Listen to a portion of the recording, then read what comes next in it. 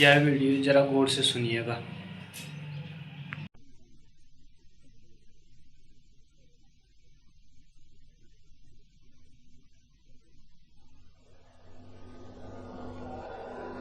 धर्म और शिक्षा पर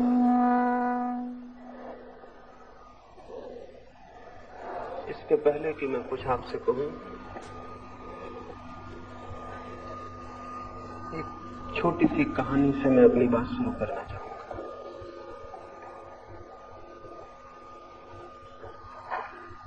एक सूफी फकीर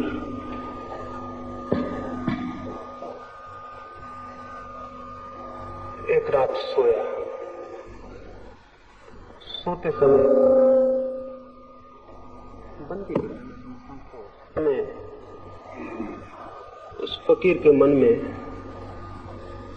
एक प्रार्थना थी।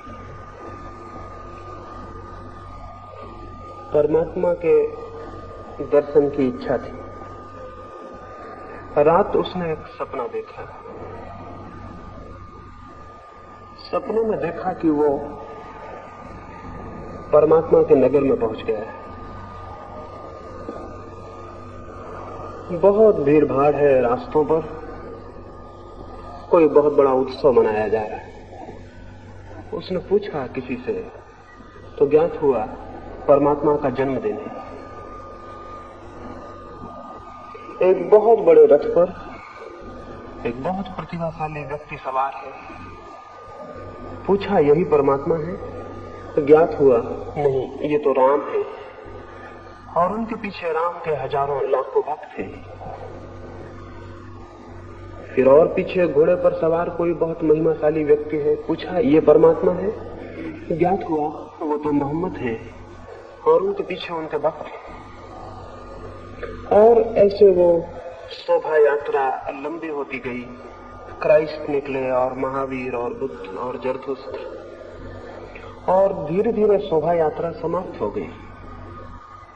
और सबसे अंत में एक बहुत बूढ़ा आदमी एक घोड़े पर निकला जिसके साथ कोई भी नहीं था। उसे देखकर, उस फकीर को देख के हंसी आने लगी। किसी से उसने पूछा कि ये कौन पागल है जो अकेला घोड़े पर सवार है और जिसके साथ कोई भी नहीं? तो ज्ञात हुआ वो परमात्मा है। उसे बहुत हैरानी हुई और उसने पूछा कि राम के साथ बहुत लोग हैं, क्राइस्ट के साथ बहुत लोग हैं, बुद्ध और महावीर के साथ बहुत लोग हैं, मोहम्मद के साथ बहुत लोग हैं, लेकिन परमात्मा के साथ कोई क्यों नहीं? तो ज्ञात हुआ सारे लोग मोहम्मद, महावीर और राम में बट गए हैं। परमात्मा के लिए कोई बचा नहीं। उसकी घबराहट में नींद खुल गई। उसने कभी सोचा भी नहीं था। वो बहुत घबराया, लेकिन ये स्वप्न में इसलिए आपसे कह रहा हूं ताकि मैं ये आपसे कह सकूं कि वस्तुतः ऐसी ही स्थिति सारी दुनिया में घट गई है। हिंदू हैं, मुसलमान हैं, ईसाई हैं, जैन हैं, लेकिन धार्मिक कोई भी नहीं। धार्मिक होना बहुत अलग बात है हिंदू होने से, मुसलमान होने से। इसके पहले कि मैं धर्म और शिक्षा के संबंध में आपसे कुछ कहूं, ये कह देना जरूरी है कि धर्म से मेरा अर्थ हिंदू, मुसलमान और जैन से नहीं, ईसाई और पारसी से नहीं। जब तक कोई मनुष्य हिंदू है या मुसलमान है, तब तक धार्मिक होना असंभव है। और जितने लोग धर्म और शिक्षा के लिए विचार करते हैं, और जो लोग शिक्षा के साथ धर्म को जोड़ना चाहते हैं, धर्म से उनका अर्थ या तो हिंदू होता है या मुसलमान होता है या ईसाई होता है। ऐसी धार्मिक शिक्षा धर्म तो नहीं लाएगी, मनुष्य को और अधिक अधार्मिक बनाती। इस तरह की शिक्षा तो कोई 4-5 हजार वर्षों से मनुष्य को दी जाती रही, लेकिन उसने कोई बेहतर मनुष्य पैदा नहीं किया। उससे कोई अच्छा समाज पैदा नहीं हुआ। विपरीत हिंदू, मुसलमान और ईसाई के नामों पर जितना अधर्म, जितनी हिंसा, जितना रक्तपात हुआ है, उतना किसी और बात से नहीं हुआ। ये जान के बहुत हैरानी होती है नास्तिकों के ऊपर, उनके ऊपर जो धर्म के विश्वासी नहीं है, बड़े पापों का कोई जिम्मा नहीं है। बड़े पाप उन लोगों के नाम पर है जो आस्तिक हैं। नास्तिकों ने न तो मंदिर जलाए हैं और न मस्जिदें और न लोगों की हत्याएं की। हत्याएं की हैं उन लोगों ने जो आस्तिक हैं। मनुष्य को मनुष्य से विभाजित भी उन लोगों ने किया है जो आस्तिक है। जो अपने को धार्मिक समझते हैं, उन्होंने ही मनुष्य और मनुष्य के बीच दीवार खड़ी की। तो यदि धार्मिक शिक्षा का ये अर्थ हो कि हम गीता सिखाएं, कुरान सिखाएं या बाइबल सिखाएं, तो ये बड़ी खतरनाक शिक्षा होगी। ये शिक्षा धार्मिक नहीं हो सकती, क्योंकि ये बातें जिन लोगों को सिखाई गई हैं, वे लोग कोई अच्छे मनुष्य सिद्ध नहीं हुए। और इन बातों के नाम पर जो भेद खड़े हुए हैं, उन्होंने मनुष्य के पूरे इतिहास को रक्तपात और हिंसा से भर दिया, क्रोध और घृणा से भर दिया। तो सबसे पहली बात तो मैं ये कहना चाहता हूं कि धर्म की शिक्षा से मेरा प्रयोजन किसी संप्रदाय, उसकी धारणाओं, उसके सिद्धांतों की शिक्षा से नहीं।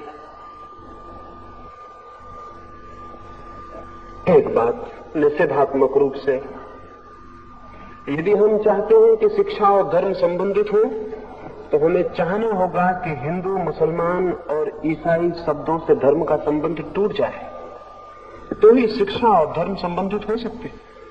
नहीं तो शिक्षा और धर्म कभी संबंधित न हो सकते हैं, न होने चाहिए। अगर एक धार्मिक सभ्यता पैदा करनी हो, तो वो सभ्यता हिंदू नहीं होगी, वो सभ्यता मुसलमान भी नहीं होगी,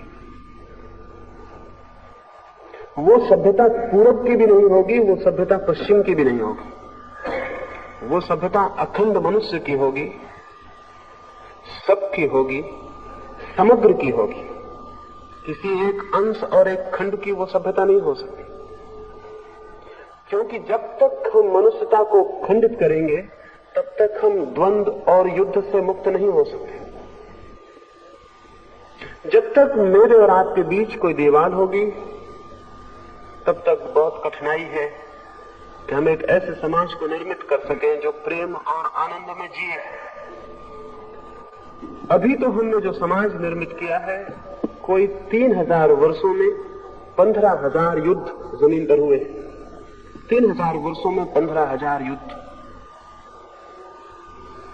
शायद कल्पना भी न हो। 3000 वर्षों में 15,000 युद्ध बहुत ज्यादा होते। अगर प्रतिवर्ष 5 युद्ध हो रहे हो, तो क्या अर्थ हुआ? 3000 वर्षों के इतिहास में केवल 300 वर्ष का छोटा सा टुकड़ा ऐसा है जब युद्ध नहीं हुए। वो भी 300 वर्ष इकट्ठे नहीं, कभी एक दिन, कभी 2 दिन, कभी 10 दिन जमीन पर युद्ध बन रहा है। ऐसा सब मिला के कालखंड 300 वर्ष होते हैं। 300 वर्ष शांति और 3000 वर्ष युद्ध। और ये भी शांति कैसी है? एकदम झूठी। जिसे हम शांति के क्षण कहते हैं, वे असल में शांति के क्षण नहीं है, बल्कि नए युद्ध की तैयारी के दिन। मैं तो मनुष्य के इतिहास को 2 हिस्सों में बांटता हूं, युद्ध का काल और युद्ध की तैयारी का काल। अभी तक शांति का कोई काल हमने नहीं जाना है। ऐसा जो ये विभाजित मनुष्य है, इसके विभाजन में सबसे बड़ी दीवार आइडियोलॉजी, विचार, धर्म और धारणा की। बातें बदल जाती हैं। आज कम्युनिज्म है और अमेरिका का लोकतंत्र है, वे भी 2 धर्म बन के खड़े हो गए। उनकी भी लड़ाई 2 धर्मों जैसी लड़ाई हो गई। क्या ये नहीं हो सकता कि हम विचार के आधार पर मनुष्य के विभाजन को समाप्त कर दें? क्या ये उचित है कि विचार जैसी बहुत हवाई चीज के लिए हम मनुष्य की हत्या करें? क्या ये उचित है कि मेरा विचार और आपका विचार मेरे हृदय और आपके हृदय को शत्रु बना दे? अब तक यही हुआ है, और अब तक धर्मों के नाम पर खड़े हुए संगठन हमारे प्रेम के संगठन नहीं है, बल्कि हमारी घृणा के संगठन है। और इसलिए आपको ज्ञात होगा कि जब भी दुनिया में घृणा का जहर जोर से फैला दिया जाए तो किसी को भी संगठित किया जा सकता है। एडोल्फ हिटलर ने अपने आत्मकथा में लिखा है, अगर किसी कौम को संगठित करना हो तो किसी दूसरे कौम के प्रति घृणा पैदा कर दो, कोई खतरा पैदा कर दो। मुसलमान को इकट्ठा होना होता है तो वो कहता है इस्लाम खतरे में, और तब मुसलमान इकट्ठा हो जाता है। और हिंदू को इकट्ठा होना हो तो वो कहता है हिंदू धर्म खतरे में, और हिंदू इकट्ठा हो जाता है। अभी पाकिस्तान का हमला भारत पे हुआ या चीन का, तो सारे भारत में एकता मालूम पड़ी। वो एकता एकदम खतरनाक और झूठी, वो प्रेम की एकता नहीं, वो सामने खड़े दुश्मन के खिलाफ जो हमारे मन में घृणा है उसकी एकता है। दुश्मन चला जाएगा, एकता भी चली जाएगी। तो ये हमारे सारे संगठन जिनको हम धर्म कहते हैं, किसी की घृणा पर खड़े हुए, और घृणा का धर्म से क्या संबंध हो सकता है? मेरे और आपके बीच जो चीज भी घृणा लाती हो वो धर्म नहीं हो सकती। मेरे और आपके बीच जो चीज प्रेम लाती हो वो धर्म हो सकती है। और ये भी स्मरण रखें, अगर मनुष्य को मनुष्य तोड़ देती हो कोई चीज, तो वही चीज मनुष्य को परमात्मा से कैसे जोड़ सकेगी? मनुष्य को मनुष्य तोड़ देने वाली कोई बात मनुष्य को परमात्मा से जोड़ने वाली बात कभी भी नहीं बन सकती। लेकिन जिनको हम धर्म कहते हैं वो हमें तोड़ रहे हैं। यद्यपि वे सभी प्रेम की बातें करते, और वे सभी इस बात की भी बातें करती हैं हम सबके बीच एकता, ब्रदरहुड की, लेकिन बड़ी हैरानी की बात है, उनकी सारी बातें ही रह जाती हैं, और वे जो भी करते हैं उससे घृणा फैलती है और शत्रुता फैलती है।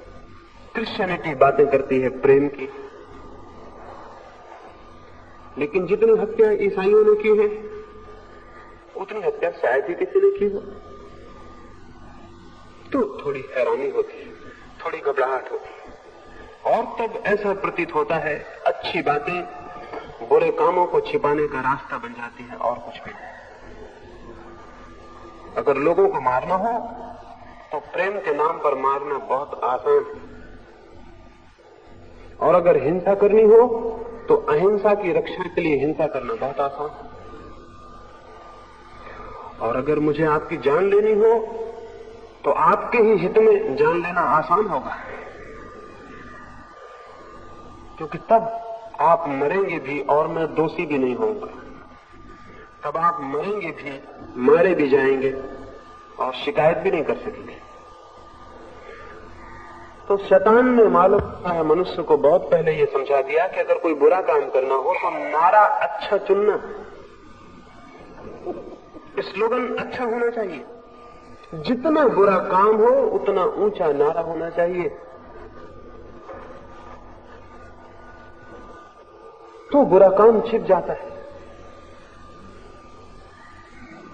ये जो धर्मों के नाम पर संगठन है, न तो इनका परमात्मा से कोई संबंध है, न प्रेम से, न प्रार्थना, न धर्म से। ये हमारे भीतर वो जो घृणा है, ईर्ष्या है, हिंसा है, उसके संगठन। अन्यथा ये कैसे हो सकता था कि मस्जिदें जलाई जाएं, मंदिर जलाए जाएं, मूर्तियां तोड़ी जाएं, आदमी मारे जाएं? ये कैसे हो सकता था? ये हुआ है, होता रहा है। कोई भी धर्म की शिक्षा तभी धार्मिक होगी जब इस सब से उसका संबंध छूट जाए। लेकिन ये सारे धार्मिक लोग चाहते हैं कि बच्चों को धर्म की शिक्षा दी जाए। ये क्यों चाहते हैं? इनकी इतनी उत्सुकता क्या है? इनकी उत्सुकता ये है कि कहीं बच्चे उन घेरों के बाहर न हो जाएं जिन घेरों के भीतर अब तक आदमी जिया है। क्योंकि अगर बच्चे उन घेरों और दीवालों के बाहर हो गए तो पुरानी पूरी की पूरी संस्कृति भूमिसात हो जाएगी, हो जानी चाहिए। उसे रोकने का भी कोई कारण नहीं है। तो पुराने सारे घेरे गिर जाएंगे, पुराने सारे स्वार्थ के केंद्र टूट जाएंगे, पुराना सारा शोषण टूट जाएगा।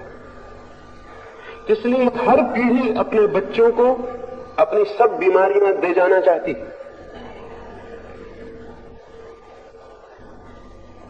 इसमें उसके अहंकार की भी पूर्ति होती है। इसलिए बाप अगर हिंदू है तो बच्चे को हिंदू बना जाना चाहिए। क्यों?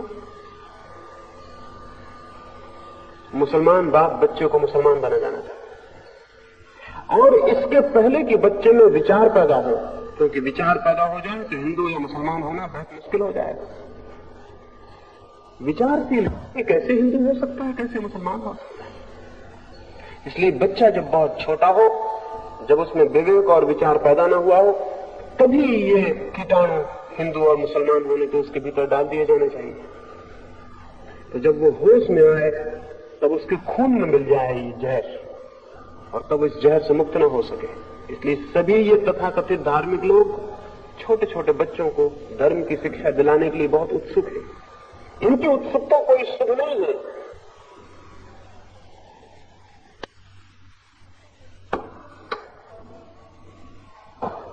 और वो ये कि जब उनका विवेक जागृत नहीं हुआ है तब उनके भीतर विश्वास डाल दिए जाए।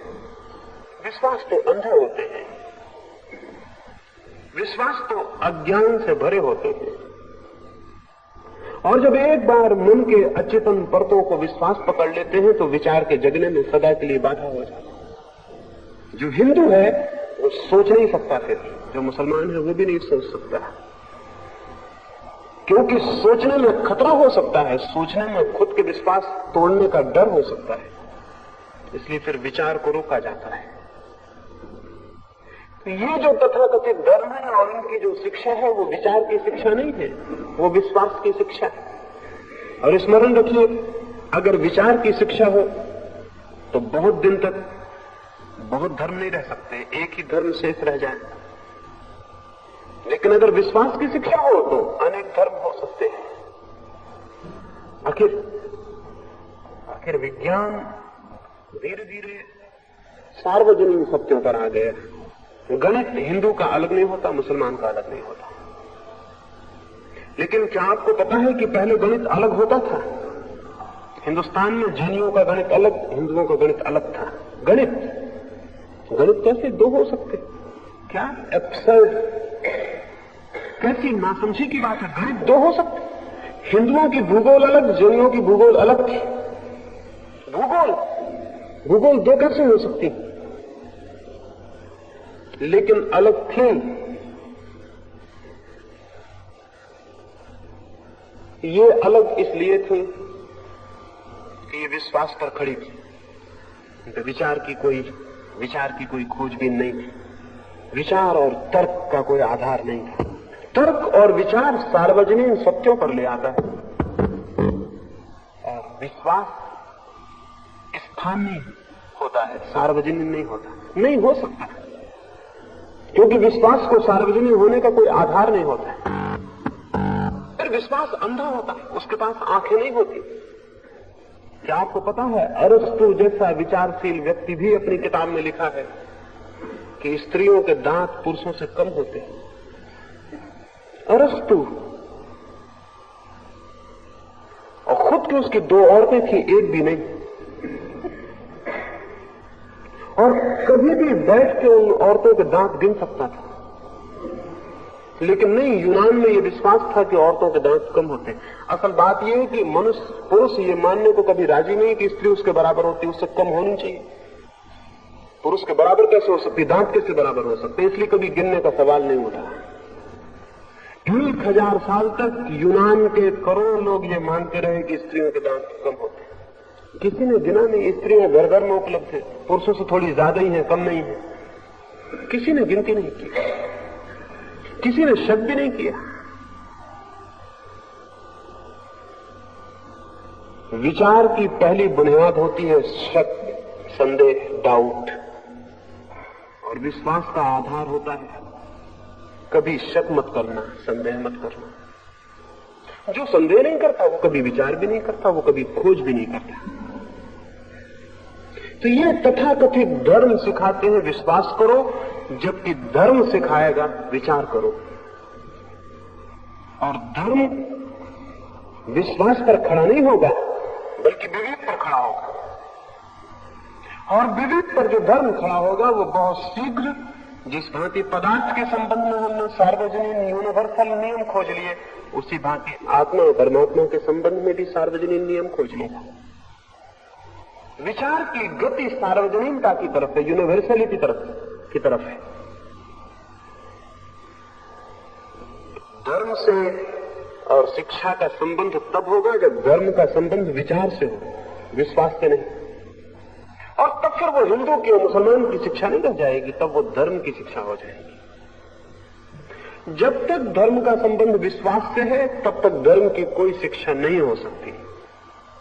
और धर्म का नाम भला लिया जाए, वो हिंदू की शिक्षा होगी या मुसलमान की या ईसाई की या जैन की शिक्षा होगी, ये कोई भी शिक्षा धार्मिक नहीं, क्योंकि इस तरह से शिक्षित आदमी संकीर्ण हो जाता है, विराट नहीं। इस तरह से शिक्षित आदमी पक्षपातों, प्रेजुडिस से भर जाता है, विवेक उसका मुक्त नहीं होता बल्कि बंधा हो जाता है। इस तरह का व्यक्ति खोज करने में असमर्थ हो जाता है, क्योंकि जितना ज्यादा विश्वास उतनी खोज कठिन। खोज के लिए चाहिए मुक्त, विश्वास से स्वतंत्र चित्त, सब विश्वासों से मुक्त चित्त। लेकिन ये सारे धर्म तो सिखाते हैं कि जो संदेह करेगा वो नष्ट हो जाएगा। ये कोई धर्म नहीं सिखाते कि तुम विचार करो, क्योंकि हो सकता है कि विचार उन नतीजों पर ले जाए जो उनके नतीजों से मेल न खाएं। इसलिए विचार से ये भयभीत है, सारे धर्म विचार से भयभीत है। इसलिए दुनिया का कोई विकास नहीं हो सका, मनुष्य जाति का विकास नहीं हो सका। जहां विचार से भय है वहां विकास असंभव है। समस्त विकास विचार का विकास है। तो धर्म शिक्षा का केंद्र बन सकता है, लेकिन इसके पहले धर्म का केंद्र विचार को बनाना होगा, विश्वास को नहीं। इसके पहले कि धर्म शिक्षा में आए, धर्म को पुनर्शिक्षित होना पड़ेगा, धर्म को खुद पुनर्दीक्षित होना पड़ेगा। वैसा ही धर्म नहीं प्रवेश पा सकता विद्यापीठों में जैसा धर्म बाजार में प्रचलित है। वो गलत है, वो बुनियादी रूप से गलत है। तो विद्यापीठों में, शिक्षालयों में निश्चित ही धर्म आना चाहिए, क्योंकि ये बात अधूरी होगी कि हम केवल पदार्थ के संबंध में चिंतन करें। ये बात अधूरी होगी कि हम केवल पदार्थ के संबंध में खोजबीन करें। ये पूरे मनुष्य को जानने में बहुत अधूरी सिद्ध होगी। जानना ही होगा, सोचना ही होगा, विचारना ही होगा मनुष्य की चेतना के संबंध में, उसकी आत्मा के संबंध में। जीवन में पदार्थ ही सब कुछ नहीं है, कुछ और भी है, कुछ और विराटतर भी हमारे भीतर है। उसे खोजना होगा, जानना होगा, विचारना होगा। लेकिन ये जो तथाकथित धर्म है, ये उसे विचारने के लिए स्वतंत्रता देने को राजी नहीं। इन धर्मों का शिक्षा से कोई संबंध नहीं हो सकता है, और दुर्भाग्य होगा कि इनका कोई संबंध हो जाए। इनका संबंध नहीं होना चाहिए। लेकिन इसका यह अर्थ नहीं कि धर्म का संबंध नहीं होना चाहिए। धर्म का संबंध तो होना चाहिए। एक दिशा तो विज्ञान है, बाहर जो हमारे जगत है उसको हम खोज रहे हैं। एक दिशा धर्म है, भीतर हमारे जो जगत है उसे भी खोजना है। दो जगत है, एक हमारे बाहर है, एक हमारे भीतर है। राबिया नाम की एक फकीर औरत थी।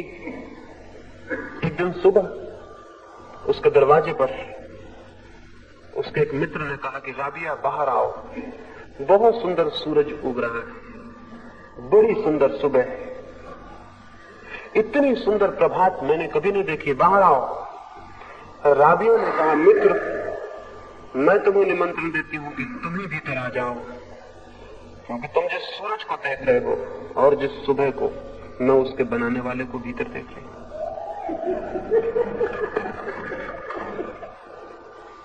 मित्र तुम भीतर आ जाओ। एक बाहर दुनिया है, निश्चित ही बहुत सुंदर, और वे लोग ना समझे जो बाहर की दुनिया के विरोध में मनुष्य को खड़ा करना चाहते हो। बहुत सुंदर है बाहर की दुनिया, और वे लोग मनुष्य के मंगल में नहीं है जो लोग उस दुनिया को कंडेम करते हो, उस बाहर की दुनिया को निंदा करते हो। बहुत सुंदर है बाहर की दुनिया, लेकिन और बड़ी सुंदर दुनिया भी एक भीतर है। बाहर की दुनिया पर जो रुक जाता है वो अधूरे पर रुक गया, शायद वो खजाने के बाहर ही रुक गया है। शायद उसने बाहर की परत को, बाहर की देह को ही देखा और भीतर नहीं पहुंचा। भीतर और भी विराट कर, और भी सुंदर कर कुछ है। धर्म उसकी खोज है। भीतर जो है मनुष्य के, समस्त के, प्रकृति के, उसकी खोज है धर्म। विज्ञान जो बाहर है उसकी खोज है। बाहर की खोज अधूरी है।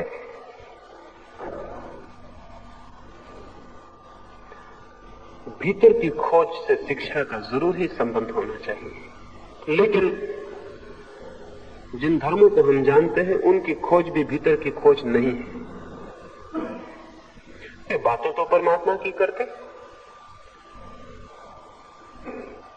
लेकिन बातें एकदम झूठी मालूम पड़ती। उनके मंदिर भी बाहर ही बनते हैं और उनकी मस्जिदें भी बाहर ही बनती हैं,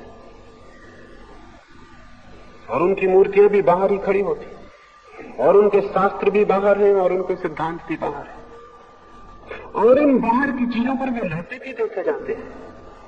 उनका आग्रह भी है इन पर, वे भी मनुष्य को भीतर नहीं ले जाते।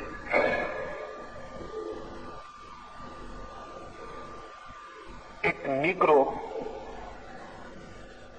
एक चर्च के द्वार पर एक दिन सुबह सुबह गया और उसने प्रार्थना की उस चर्च के पुरोहित से कि मुझे भीतर आने दें। लेकिन नीग्रो काली चमड़ी का आदमी और सफेद चमड़ी वाले लोगों के मंदिर में कैसे जा सकता है? ये जो भीतर की बातें करते हैं ये भी चमड़ी को देखते हैं कि वो काली है या गोरी। ये जो परमात्मा की बातें करते हैं वो भी देखते हैं कि ब्राह्मण है या शूद्र। उस चर्च के पादरी ने कहा कि मित्र, क्या करोगे मंदिर में आकर भी? जब तक मन शांत नहीं है तब तक क्या करोगे आकर? जमाना बदल गया है, इसलिए पुरोहित ने अपनी भाषा बदल ली। पहले भी रोकता था वो, लेकिन पहले वो कहता कि हट शूद्र, यहां कहां तुझे प्रवेश। लेकिन अब जमाना बदल गया, उसे अपनी भाषा बदलनी पड़ी। रोकता वो अब भी। उसने ये नहीं कहा कि शूद्र यहां से भाग जाओ, उसने कहा कि क्या करोगे मंदिर में आकर भी? जब तक मन ही शांत नहीं है तो परमात्मा को कैसे जानो? ये बात उसने इस नीग्रो से कही, लेकिन सफेद चमड़े के लोग जो रोज आते थे उनमें से किसी से भी कभी ये नहीं कहा था। जैसे वो सब मन उनके शांत हो गए। वो नीग्रो सीधा होगा इसलिए चला गया। सीधा होगा तभी तो वो भगवान को खोजने किसी चर्च में गया था। अगर सीधा ना होता तो क्यों किसी चर्च में जाता? भोला भाला होगा, ना समझ होगा, नहीं तो किसी चर्च से भगवान का क्या संबंध? अपने भीतर जाता, चर्च में क्यों जाता? लौट गया। कोई 10-5 दिन बीत जाने के बाद वो पुरोहित, चर्च का पादरी उसे रास्ते पर मिला और पूछा कि मित्र फिर दिखाई नहीं पड़े। उस निग्रो ने कहा, मैंने रात जाके परमात्मा से प्रार्थना की कि मेरे हृदय को शांत कर, मेरे मन को शांत कर, ताकि मैं तुझे जान सकूं और तुझसे मिल सकूं। रात मुझे एक सपना आया और भगवान मुझे दिखाई पड़े और उन्होंने मुझसे पूछा कि तू किस लिए उस चर्च में जाना चाहता है? मुझसे मिलने? तो बिल्कुल पागल है। 10 साल से मैं खुद ही कोशिश कर रहा हूं, वो पादरी मुझे चर्च के भीतर घुसने नहीं देता।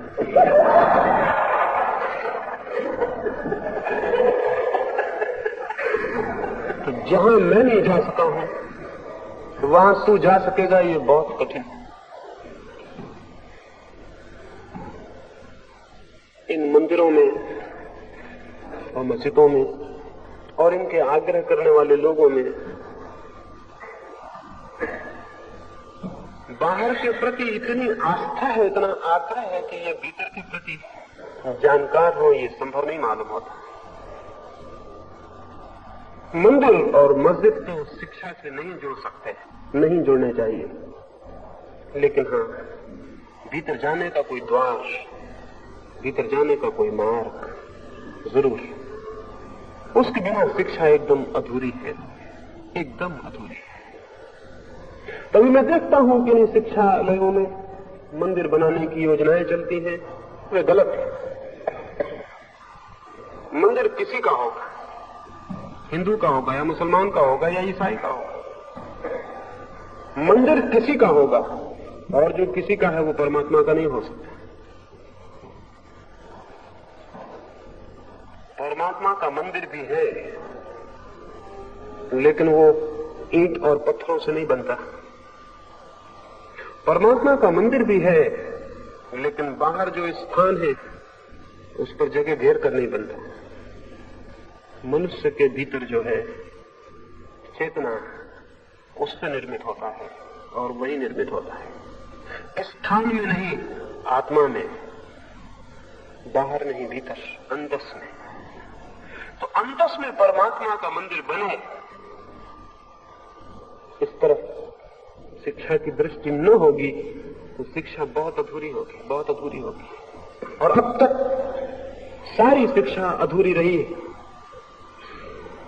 और इसलिए अब तक सारी शिक्षा एक लंबी असफलता से ज्यादा नहीं। 20-25 वर्ष की उम्र तक हम शिक्षित करके युवक को दुनिया में भेजते, वो एकदम अधूरा आदमी होता है। उसे जीवन में जो भी केंद्रीय है उसका कोई पता नहीं होता, जीवन में जो भी मूल्यवान है उसका उसे कोई पता नहीं। जीवन में जो क्षुद्र है वो केवल उसकी गणना सीख कर ही आता, और तब 25 वर्ष तो उसने क्षुद्र को सीखने में गंवाए होते, शेष जीवन उस क्षुद्र के व्यवहार में गंवा देता है।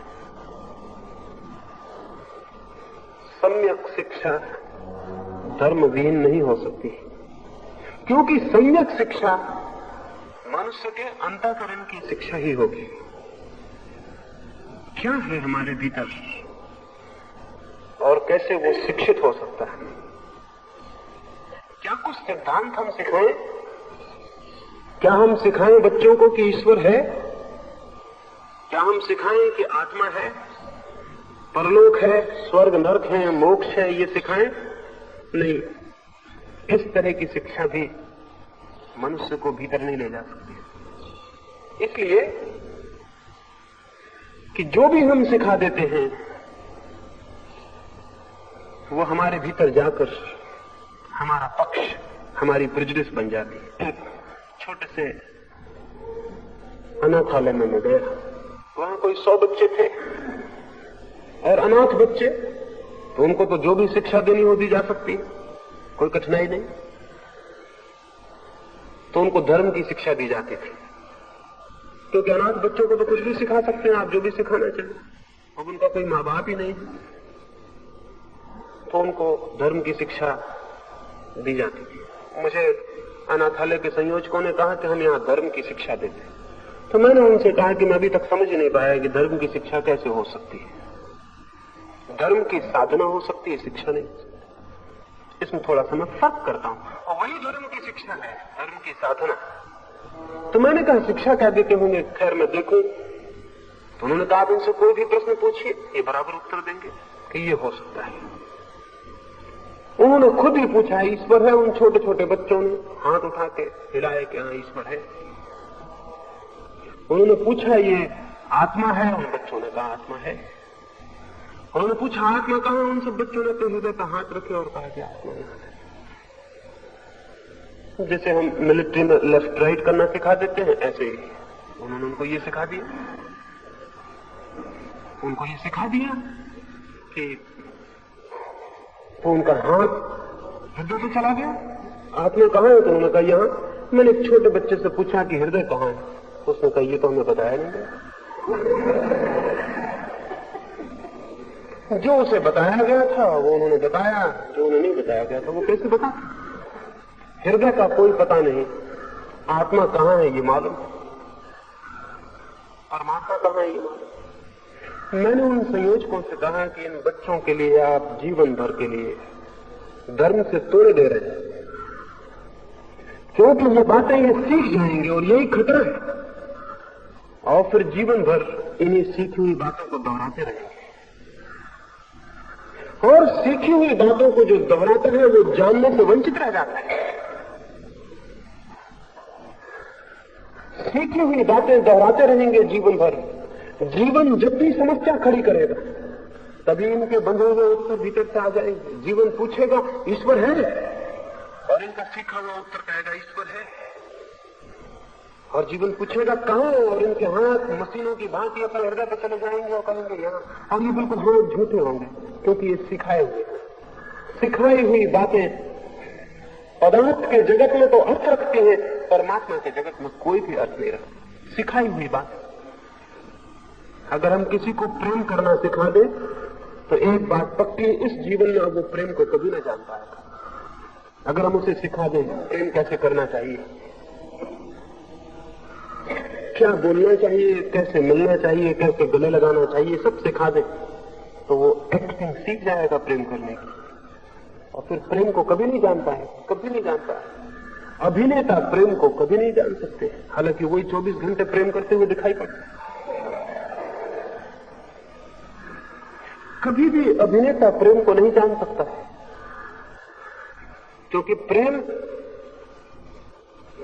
उसकी ट्रेनिंग, प्रशिक्षण, प्रेम उसने सीखा है। प्रेम उसके लिए एक कला है, एक आर्ट। प्रेम उसके लिए जीवन नहीं, अनुभव नहीं। जब प्रेम नहीं सीखा जा सकता तो प्रार्थना कैसे सीखी जा सकती है? प्रार्थना तो प्रेम का और भी गहनतम रूप है। और जब प्रेम नहीं सीखा जा सकता तो परमात्मा कैसे सीखा जा सकता है? परमात्मा तो हमारे जीवन में जो सबसे ज्यादा अननोन है, सबसे ज्यादा अज्ञात है, वही है। उसे सीखा नहीं जा सकता, उसे जाना जा सकता है। तो धर्म की शिक्षा का यह मतलब नहीं हो सकता कि आपको कुछ सिद्धांत सिखा दिए जाएं और आपको उनकी परीक्षा दिलवा दी जाए और आप परीक्षा में पास हो जाए। जीवन में जो भी महत्वपूर्ण है उसकी कोई परीक्षा नहीं हो सकती। जीवन में जो व्यर्थ है उसी की परीक्षा हो सकती है।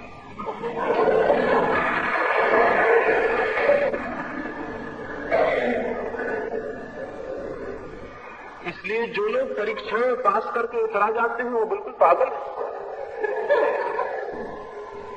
क्योंकि परीक्षा तो किसी महत्वपूर्ण तत्व की नहीं हो सकती। परीक्षाएं जहां समाप्त हो जाती हैं वहीं शिक्षा शुरू होती है। जहां तक परीक्षाएं चलती हैं वहां तक आप बचपन में,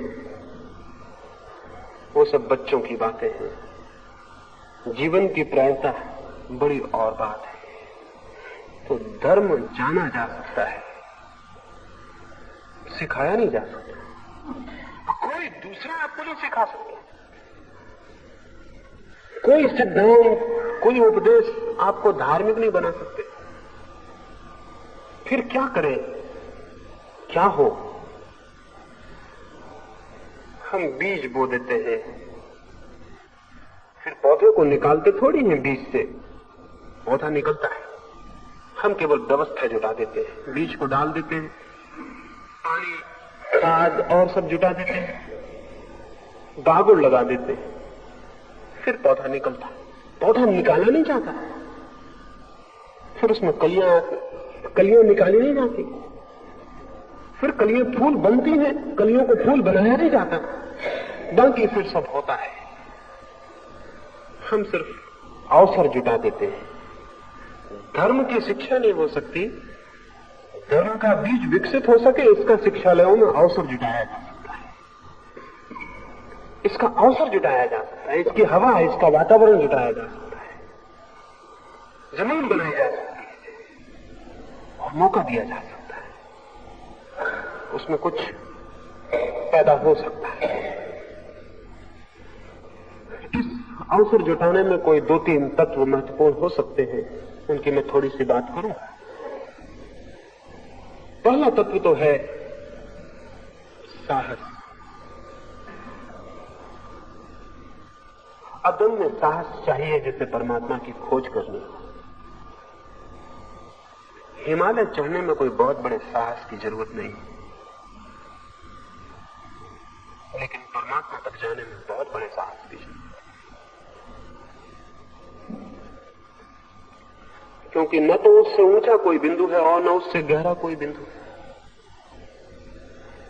लेकिन आमतौर से जिनको हम धार्मिक लोग कहते हैं वो एकदम साहसहीन। बल्कि सच तो यह है कि जैसे जैसे साहस कम होता है आदमी धार्मिक होता जाता है। बुढ़ापे के करीब आदमी धार्मिक होता है। जैसे जैसे भय बढ़ने लगता है, मौत करीब आने लगती है, डर लगने लगता है, वैसे वैसे धार्मिक होने लगता है। मंदिरों में जाइए, चर्चों में जाइए, वहां ऐसे लोग दिखाई पड़ेंगे जो या तो मर गए हैं या मरने के करीब इकट्ठे। और अगर कोई जवान आदमी धर्म का विचार करे तो लोग उसको कहते हैं अभी तुम्हारी उम्र। यानी धर्म की उम्र का मतलब यानी जब आपकी उम्र न बचे तब धर्म की उम्र शुरू होती। जब उम्र न बचे, जब एक पैर कब्र में चला जाए, तब प्रार्थना कर लेना।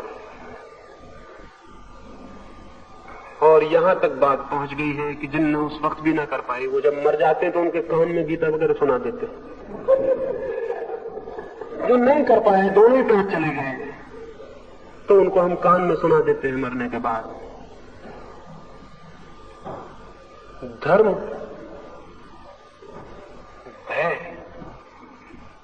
भय पर खड़ा नहीं हो सकता, लेकिन अभी भय पर खड़ा है। और इसीलिए दुनिया में कोई क्रांति नहीं हो सकी कि धार्मिकता पैदा हो सके।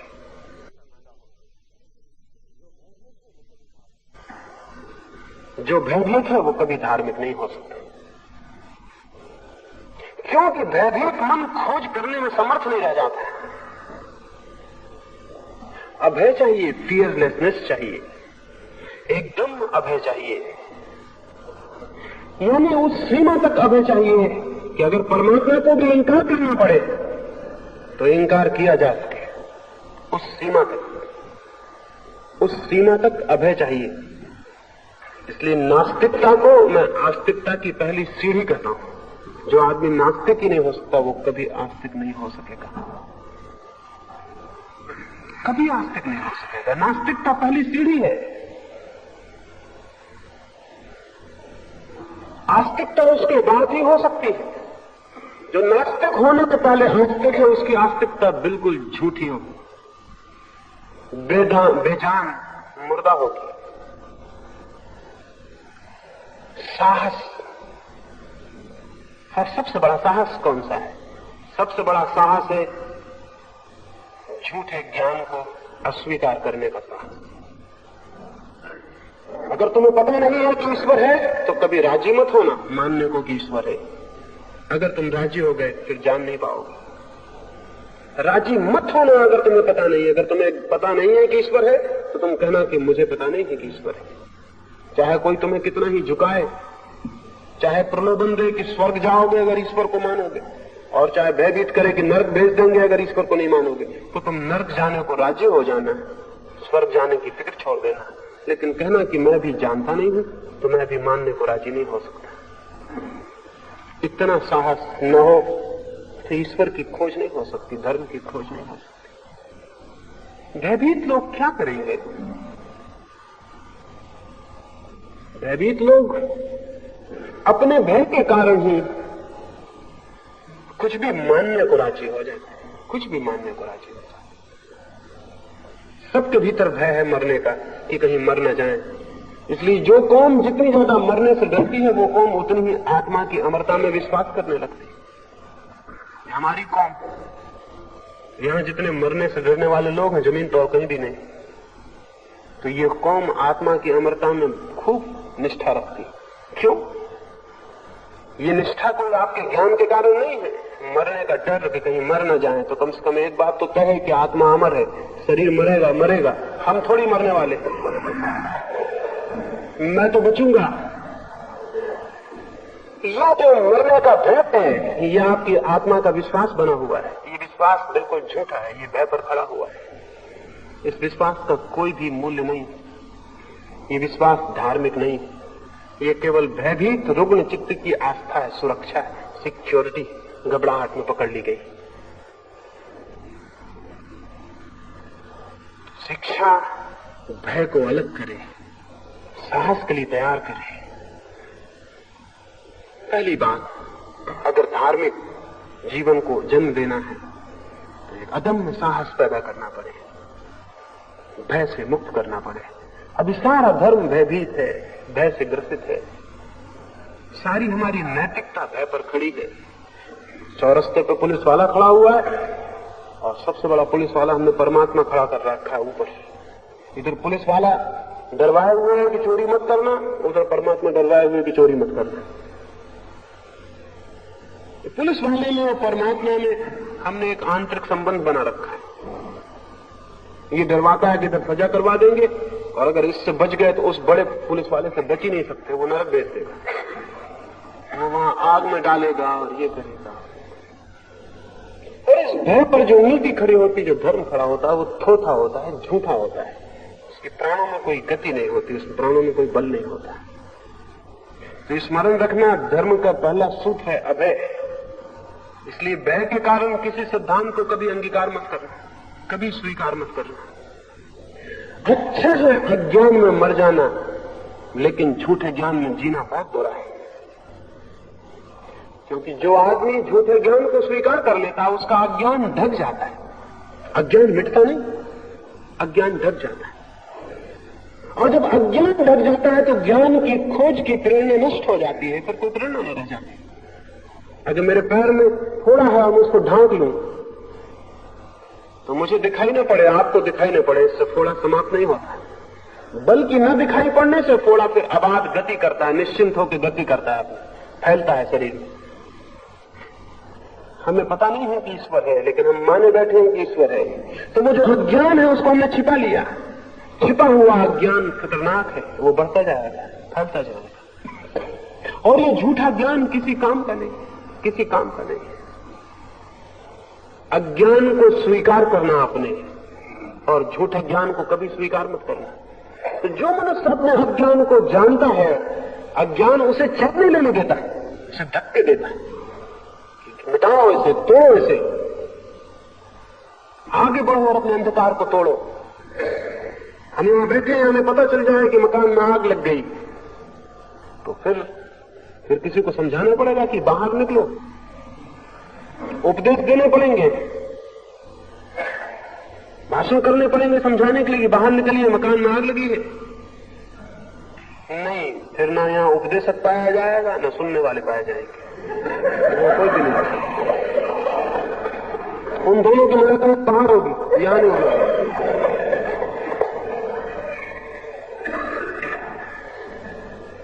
ये जो जीवन है हमारा, इसका अज्ञान अगर हमें दिखाई पड़ने लगे तो अज्ञान लपटों की भांति चारों तरफ अंधकार, अज्ञान अपने आप गति लाता है कि बाहर निकलो, इसके बाहर उठो।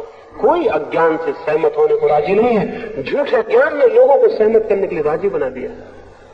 दुनिया में कोई अज्ञान को सहने के लिए राजी नहीं है, लेकिन झूठे किताबी ज्ञान ने, उपदेशों ने लोगों को राजी बना दिया, अज्ञान को सहमत होने के लिए तैयार कर दिया। हम अपने अज्ञान से सहमत हो जाते हैं। हमारे अज्ञान को रोकने में उन लोगों ने सहायता पहुंचाई है जिन्होंने हमें ज्ञान सिखा दिया है। ज्ञान तो सिखाया भी नहीं जा सकता, अज्ञान तोड़ा जा सकता है, ज्ञान सिखाया नहीं जा सकता। और अज्ञान टूट जाए तो जो क्रांति घटित होती है वो ज्ञान है। अज्ञान मिट जाए तो जो शेष रह जाता है वो ज्ञान। तो तुम ज्ञान इकट्ठा करने की कोशिश मत करना धर्म के जगत में, विज्ञान के जगत में करना, क्योंकि विज्ञान सिर्फ इंफॉर्मेशन है, विज्ञान कोई ज्ञान नहीं, सिर्फ सूचना है। इसलिए तुम सूचना इकट्ठी करना विज्ञान के जगत में। विज्ञान हमेशा बाहर से सीखा जाएगा, क्योंकि वो सूचना है, ज्ञान नहीं है। धर्म कभी बाहर से नहीं सीखा जा सकता, वो सूचना नहीं है, वो ज्ञान है। तो बाहर से जो भी सिखाया गया है उसे छोड़ देना। तो शिक्षालय ये कर सकते हैं कि बाहर से सिखाए गए धर्म से छुटकारा दिलवाएं, साहस पैदा करें, हिम्मत दें, अभय बनाएं और युवकों को कहें कि तुम खोजना और उनके अज्ञान का दर्शन कराएं कि तुम अज्ञान में हो। खोजने के क्या सूत्र हो सकते हैं, मार्ग हो सकते हैं, वो उन्हें बताएं। खोजने का पहला सूत्र है अशांत चित्त कभी कुछ खोज नहीं सकता। अशांत चित्त कैसे खोजेगा? अशांत चित्त तो अपनी अशांति में इस भांति आबद्ध हो जाता है कि खोज असंभव हो जाती है। खोज के लिए चाहिए शांत चित्त, खोज के लिए मौन चित्त, खोज के लिए चाहिए गहरी शांति। तो चित्त कैसे शांत हो, उसकी दिशा। चित्त कैसे मौन हो, उसकी दिशा। चित्त कैसे निर्विचार हो, उसकी दिशा। इसकी भूमिका शिक्षा में जुटाई जानी चाहिए। अभी तो हम जो कर रहे हैं वो उल्टा कर रहे हैं। अभी तो हम मौन होना बिल्कुल भी नहीं सिखाते। अभी तो हम विचार से भरते हैं और जितना जो व्यक्ति विचार से भर जाता है समझते हैं उतना ज्यादा शिक्षित हो गया। इसलिए आपको पता है जिन मुल्कों में शिक्षा बढ़ती जाती है उन मुल्कों में पागलों की संख्या भी बढ़ती जाती है। क्योंकि अगर हम विचार ही विचार की शिक्षा दें और मौन की कोई शिक्षा न हो तो विचार की अति जो तनाव पैदा करेगी उससे विक्षिप्त आएगी, उससे पागलपन आएगा। पश्चिम के तो बड़े विचारक, करीब करीब सभी बड़े विचारक, बड़े कवि, बड़े चित्रकार बिना पागल खाने जाए बिना छूटते नहीं। बल्कि अब तो मुझे ऐसा लगने लगा कि जो पागल खाने नहीं जाता वो थोड़ा मीडियाकर है, जीनियस नहीं है, वो प्रतिभाशाली नहीं है, छोटा मोटा है इसलिए नहीं जाता, बच जाता है। लेकिन बड़ा विचारक तो जाता ही। सभ्यता जैसे जैसे विकसित हुई है पागलपन बढ़ा है। ये क्यों? ये विचार का अति टेंशन है, अति तनाव है। हम सिर्फ एक आदमी को हम चलना सिखा दें और रुकना ना सिखाएं तो क्या होगा? पागल नहीं हो जाएगा। उसको चलना सिखाएं, रुकना ना सिखाएं, ठहरना ना सिखाएं, वो चलते ही रहे तो क्या होगा? उसके पैर चलते ही रहे तो या तो पागल होगा या मर जाएगा या थक के बेहोश होकर गिर जाएगा। हम उसे विश्राम ना सिखाएं तो क्या होगा? एक आदमी को हम जागना सिखाएं और सोना ना सिखाएं तो क्या होगा? तो हम विचार सिखाते, निर्विचार बिल्कुल नहीं सिखाते, उसे मौन, साइलेंस बिल्कुल नहीं सिखाते। उसका परिणाम क्या होगा? ये विचार की अति मस्तिष्क को इतने तनाव से भर देगी कि उस तनाव का अंतिम परिणाम यही हो सकता है कि मस्तिष्क टूट जाए, स्नायु जवाब दे दें, वो पागल हो जाए। ये हो रहा है और डर तो ये है कि इतनी तीव्रता से हो रहा है कि पूरी सभ्यता के पागल हो जाने का डर, पूरा डर है इस बात का। कहीं पूरी मनुष्य जाति एक साथ पागल न हो जाए। पता हमको बिल्कुल न चलेगा, पता इसलिए नहीं चलेगा कि हम भी उतने पागल, बगल वाला भी उतना पागल, इसलिए पता चलना बहुत कठिन होगा। अभी भी पता नहीं चल रहा। पता नहीं चलने का कारण ये नहीं है कि अभी कोई हालत बहुत अच्छी है, पता न चलने का कारण ये कि सबकी हालत एक जैसी है। एक गांव में ऐसा हुआ, एक बार एक जादूगर आया और उसने आके कुएं में कोई पुड़िया डाल दी। गांव में एक ही कुआं था और उसने कहा कि इसका जो भी पानी पिएगा वो पागल हो जाए। गांव भर के लोगों को पानी पीना पड़ा। सिर्फ गांव का जो राजा था उसने नहीं पिया, उसके घर में एक कुआं और था। राजा, रानी और वजीर ने पानी नहीं पिया, लेकिन शाम तक गांव के लोगों को तो पानी पीना ही पड़ा। एक ही कुआं था गांव। सारा गांव शाम होते होते पागल हो गया। सारे गांव के लोगों ने सभा की और उन्होंने कहा मालूम होता बादशाह का दिमाग खराब हो गया कि बादशाह ने पानी नहीं पिया था उस कुएं का। तो गांव भर के लोग जब पागल हो गए तो उन्हें समझ में आया कि बादशाह का दिमाग जरूर गड़बड़ हो गया, बिल्कुल हमारी जैसी बातें नहीं कर रहे। तो उन्होंने सभा की शाम को कि इस राजा को उतार देना चाहिए, इसका दिमाग खराब हो गया और किसी ठीक राजा को इसकी जगह बैठाना चाहिए, नहीं सब गड़बड़ कर देगा, सब दबा देगा। राजा बहुत घबराया। महल के आसपास जनता इकट्ठी हो गई। उसने अपने वजीर से कहा कि क्या करें। वजीर ने कहा सिवाय एक रास्ता है कि उस कुएं का पानी हम भी पी लें। अगर थोड़ी देर हो गई फिर बचाव मुश्किल हो जाएगा। तो राजा ने जाके उस कुएं का पानी पी लिया। उस रात उस गांव में उत्सव मनाया गया कि राजा का दिमाग ठीक हो गया। करीब करीब ऐसी हालत है। और इसलिए तो जब हमारे देश कोई ठीक दिमाग का आदमी पैदा होता तो हम उसके साथ बड़ा उल्टा व्यवहार करते हैं। क्राइस्ट पैदा होता सूली पे लटका देते हैं, सुकरात पैदा होता जहर पिला देते हैं, गांधी पैदा होता गोली मार देते हैं। ये हमारा व्यवहार है ठीक मस्तिष्क के लोगों के साथ। ये आकस्मिक नहीं है, ये बिल्कुल स्वाभाविक है। हमारा दिमाग खराब है। तो शिक्षालय, विद्यापीठ विचार ही ना सिखाएं, मौन सिखाएं। मौन की दिशा में अग्रसर करें। थोड़ी देर के लिए निर्विचार होना सिखाएं। मस्तिष्क का श्रम ही नहीं, मस्तिष्क का विश्राम भी। और बड़े मजे की बात है कि जीवन का जो भी गहरा अनुभव है वो जब मस्तिष्क विश्राम करता है तब उत्पन्न होता है। क्योंकि तब उस शांति में, उस मौन में ही वो जाना जाता है जो हमें घेरे हुए है, जो हमारे भीतर है और हमारे बाहर है। जीवन में जो भी शुभ है, सुंदर है और सत्य है, वो मौन में, एकांत में और शांति में ही जाना गया है। तो उस दिशा में हम गति दें।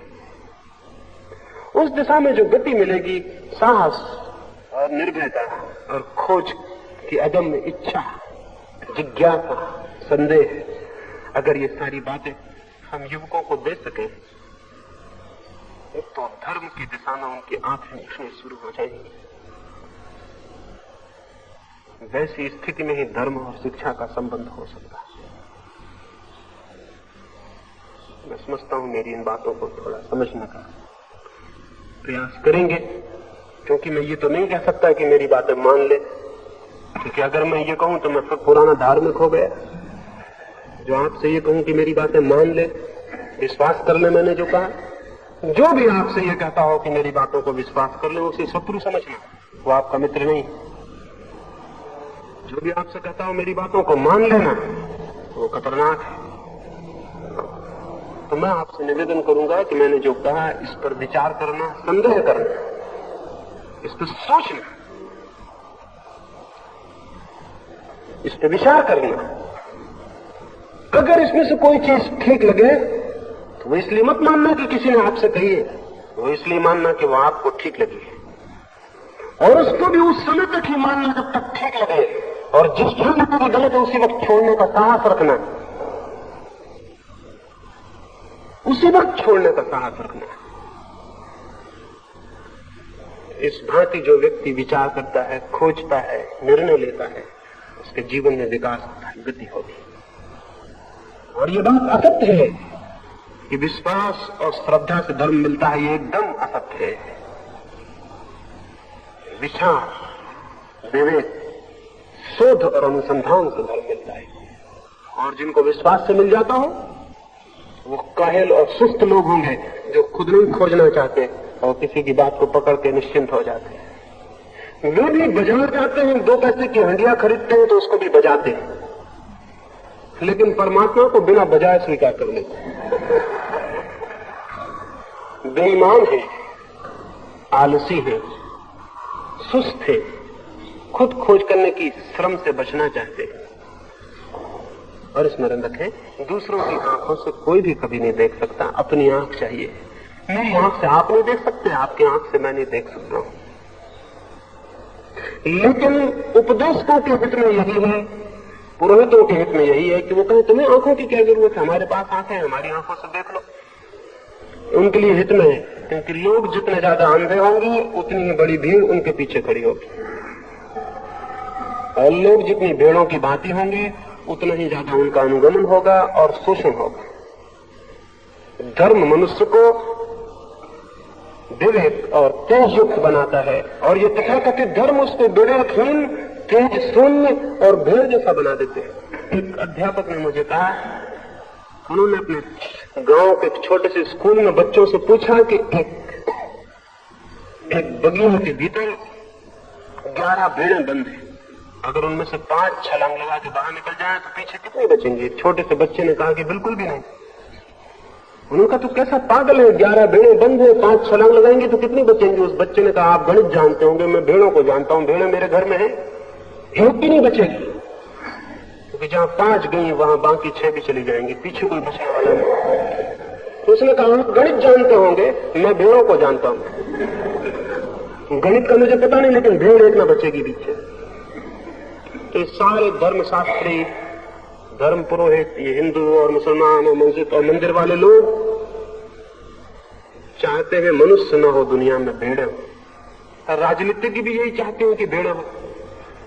दुनिया के तथाकथित सभी तरह के नेता, चाहे वो धर्म के नेता हो चाहे राज के नेता हो, वो सभी चाहते हैं कि भेड़ें हो, क्योंकि भेड़ें अनुगमन करने में बड़ी कुशल होती हैं और कभी इनकार नहीं करती।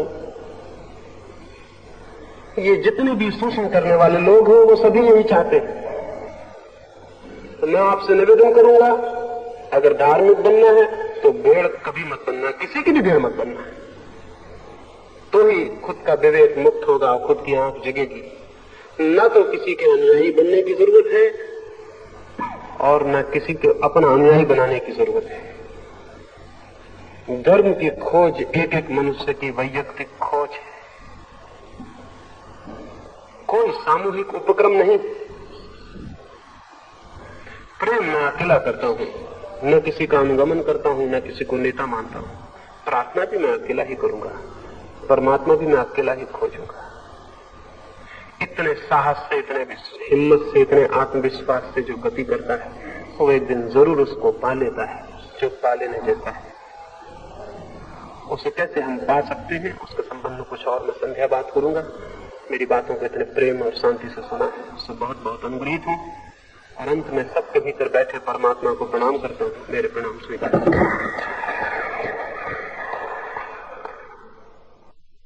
अगर यह वीडियो आपको अच्छी लग रही हो तो वीडियो को लाइक और चैनल को सब्सक्राइब करें।